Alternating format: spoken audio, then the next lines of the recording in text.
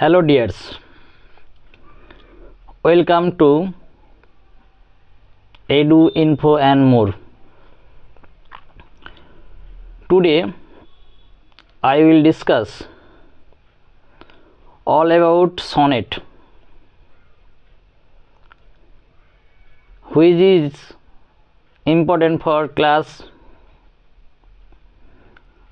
9, 10, HS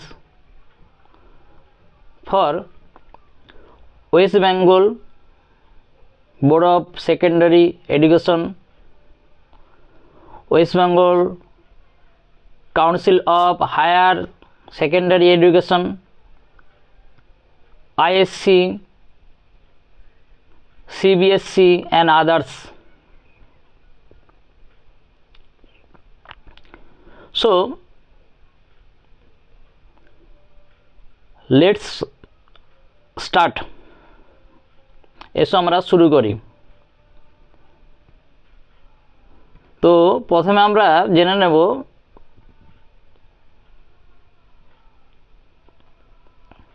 what is a sonnet. Sonnet কি? এ sonnet is a short lyric poem of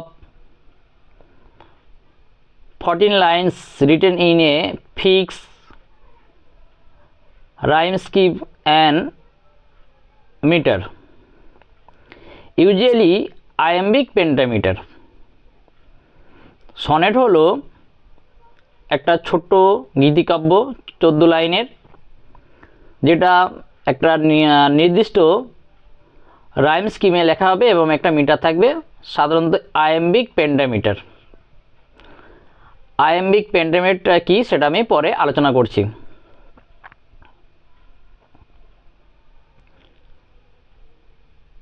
next আমরা জানব origin of sonnet. Origin means হচ্ছে উদ্ভব। সনেটের উদ্ভব কোথায় হয়েছে সেটা আমরা জানব। তো আমরা জানি সবাই যে sonnet is originated in Italy. প্রথম ইতালিতে সনেটটা উদ্ভব হয়েছিল। First made popular by Francesco Petrarch, মানে পেট্রাক, এবং যিনি প্রথম ওই সনেটটা অরিজিন করেন তিনি হলেন ফ্রান্সিসকো পেট্রাক। নেক্সট আমরা জানব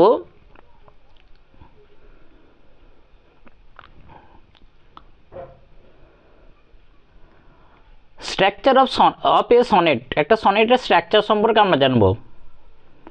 তো একটা সনেট হতে হলে আমাদের টোটাল লাইন দরকার 14টা লাইন থাকবে। তো যে কোনো সনেটের 14টা লাইন থাকবে এবং সনেটটা লেখা হবে একটা পার্টিকুলার মিটারে, যেটা হচ্ছে বেশিরভাগ ক্ষেত্রে মোস্ট অফ দ্য টাইম, বেশিরভাগ সময়ে আয়াম্বিক পেন্টামিটার লেখা হয়। তো আয়াম্বিক পেন্টামিটারটা কি? আমরা যদি আয়াম্বিক পেন্টামিটারটা হলো, আয়াম্বিক মানে হচ্ছে দুটো আর পেন্টামিটার হচ্ছে 5টা। তো দুটো করে সিলেবেল নিয়ে টোটাল 5টা, দুটো করে সিলেবেল থাকবে, টোটাল গ্রুপ হবে, দুটো করে নিয়ে গ্রুপ নেবে, 5টা গ্রুপ হবে, অর্থাৎ 10 সিলেবাস থাকবে এবং সেটার প্যাটার্ন হবে দ্য ডাম ইন্টু 5। ডাডামটা কি? ডাডাম হচ্ছে যে দুটো সিলেবলের মধ্যে প্রথমটার ওপরে জোর হবে না, দ্বিতীয়টার ওপরে জোর হবে। আমরা যদি একটা এক্সাম্পল হিসাবে নিই, তাহলে আমরা এই এক্সাম্পলটা নিতে পারি উইলিয়াম শেক্সপিয়ারের shall I compare thee to a summer day সনেটটা নিতে পারি। এটা হচ্ছে উইলিয়াম শেক্সপিয়ারের সনেট নম্বর 18, যেখানে আমরা এই যে shall I compare thee to a summer's day, এখানে আমরা দেখতে পাচ্ছি কতগুলো সিলেবেল আছে। এখানে টোটাল আমাদের সিলেবেল আছে 10 সিলেবেলস আছে, 10 সিলেবেলসটা আছে। সেটা কি, সে 10 সিলেবেলসটা কেমন হচ্ছে সেটা দেখে নাও একটু। শ্যাল আই এখানে একটা, কম্পেয়ার এই দুটো নিয়ে একটা, দি টু এটা নিয়ে একটা, দি টু এ সাম একটা, মার আর ডে এটা নিয়ে একটা। তাহলে টোটাল 1 1 2 3 4 5। তাহলে আমরা দেখলাম দুটো করে সিলেবাল নিয়ে টোটাল 10 সিলেবালস আছে।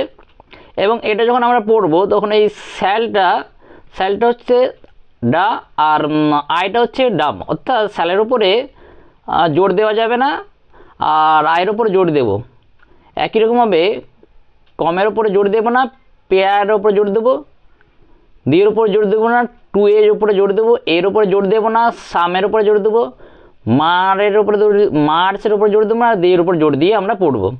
তাহলে পড়ার সময় আমরা কেমন পড়বো, এই যে সনেটগুলো এইরকম সনেটের প্যাটার্ন পড়লে আমরা পড়বো shall I compare thee to a summer day. এই পড়াটা এইভাবে পড়তে হয়। তাহলে বোঝা গেল। নেক্সট আমরা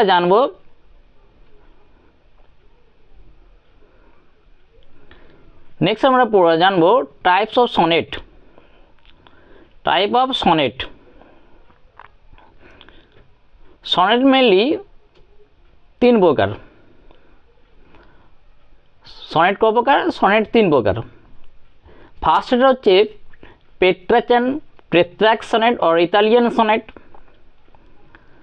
2 নম্বর আমরা জানবো শেক্সপিয়ান সনেট। 2 নম্বর হচ্ছে শেক্সপিয়ান সনেট। ওকে। 3 নম্বর হচ্ছে পেনসেরিয়ান সনেট বা পেনসারের যে সনেট দেখা বলা যায় পেনসেরিয়ান সনেট। এবার আমরা একে একে এই সম্পর্কে একটু জেনে নিচ্ছি। ফার্স্ট যেটা আছে সেটা হচ্ছে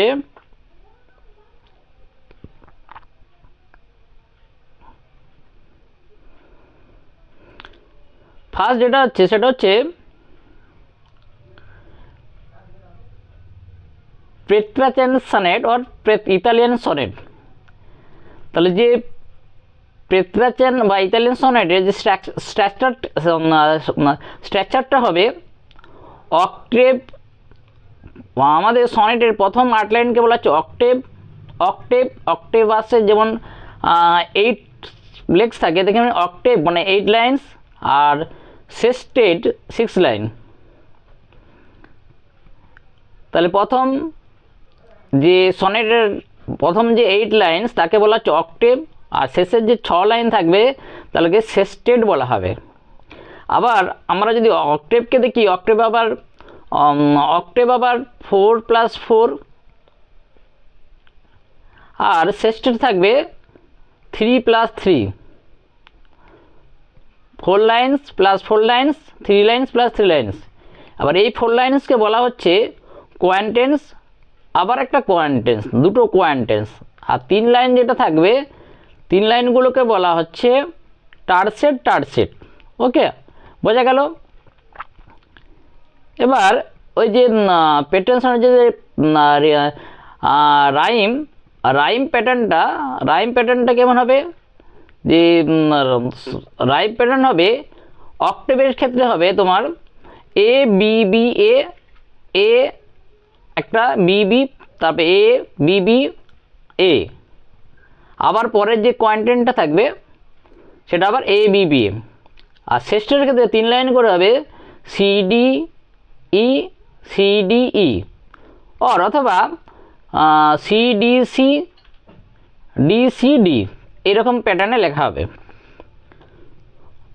ওকে, নেক্সট আমরা জানবো এই যে প্যাটার্ন সনেটের যে থিমটা, এই থিমটা কি, এই থিমটা কি হচ্ছে প্রবলেম ইন অক্টেভ, অক্টেভে একটা প্রবলেম তুলে ধরা হবে এবং শেষ স্টেটে solution or reflection in sonnet in শেষ স্টেট সেটাকে সলভ করা হবে। এবং এখানে এই ধরনের সনেট একটা ভোল্টা বা টার্ন মানে হচ্ছে একটা বাঁক থাকবে, সেটা কখন দেখা যাবে, সেটা হচ্ছে আফটার 8 লাইনের পরে দেখা যাবে।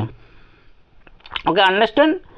এবার যে সমস্ত কবি এই ধরনের সনেট লিখেছেন তাদের মধ্যে হচ্ছে পেট্রাক তো হবে, আর আছে মিল্টন। ওকে।